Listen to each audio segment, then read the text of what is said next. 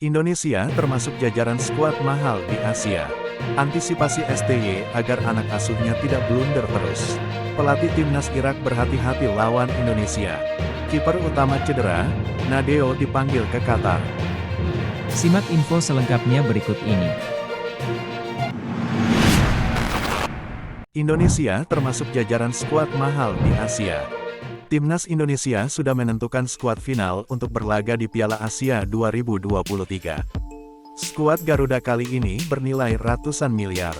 Piala Asia 2023 berlangsung di Qatar pada tanggal 12 Januari sampai tanggal 10 Februari tahun 2024. Qatar yang menjadi tuan rumahnya. Sebanyak 26 pemain yang akan menjadi andalan Indonesia sudah ditentukan. Menurut Transfermarkt, skuad Indonesia ditaksir senilai 8,58 juta euro atau setara 142,9 miliar rupiah. Sandy Walsh menjadi pemain yang paling mahal di tim merah putih. Pemain Cafe McKellen itu ditaksir mempunyai harga 1,5 juta euro atau senilai 25,6 miliar rupiah. Sementara pemain Indonesia dengan nilai taksir paling kecil adalah Rafael Struijk. Pemain Ado Den Haag itu ditaksir mempunyai harga 75.000 euro atau senilai 1,2 miliar rupiah. Jordi Amat pemain termahal kedua dengan taksiran nilai pasar 800.000 euro. Sementara Sain Patinama ada di nominal 650.000 euro. Rizky Ridho menjadi pemain non-keturunan paling mahal. Pemain Persija Jakarta itu ditaksir mempunyai harga pasar 400.000 euro atau setara 6 rupiah. 8 miliar. Ivar Jenner ditaksir seharga 300.000 euro. Elkan Bagot seharga 250.000 euro. Dan Justin Hubner seharga 200.000 euro. Skuad termahal Piala Asia 2023 menurut Transfermarkt ada timnas Jepang dengan taksiran total skuad seharga 318,4 juta euro. Korea Selatan ada di posisi kedua dengan skuad yang ditaksir senilai 193 juta euro. Antisipasi STY agar anak asuhnya tidak blunder terus. Pelatih timnas Indonesia Shin Tae-yong mewanti anti-skuad asuhannya menjelang Piala Asia 2023. Skuad Garuda diminta jangan blunder lagi saat turnamen. Timnas Indonesia memainkan 3 laga uji coba sebelum tampil di Piala Asia 2023. Hasilnya mereka kalah 3 kali dengan skor 0-4 dan 1-2 saat jumpa Libya dan kalah 0-5 dari Iran. Kondisi itu terbilang mengkhawatirkan karena begitu banyaknya gol yang masuk, berbanding hanya 1 gol yang dicetak Indonesia. Tapi Shin Tae-yong punya pandangan lain. Indonesia disebutnya memang belum tampil maksimal. Kami baru dalam kondisi 60-70% sampai laga uji coba melawan Iran. Meski kami kalah, tapi sudah melebihi ekspektasi, kata Shin Tae-yong, dikutip dari Sports Seoul. Kami hanya tinggal perlu menambahkan sekitar 20% lagi di sisa hari menuju pertandingan, ujarnya menambahkan. Indonesia akan memainkan laga pertamanya melawan Irak pada Senin, tanggal 15 Januari tahun 2024.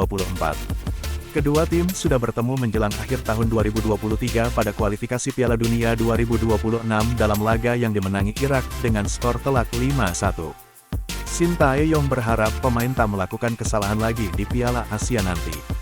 Dengan begitu, Indonesia masih punya peluang untuk membuat lawan kerepotan. Selama kami tidak membuat kesalahan sendiri, kami akan bisa menciptakan kejutan, ucap Shin Tae-yong. Pelatih timnas Irak berhati-hati lawan Indonesia.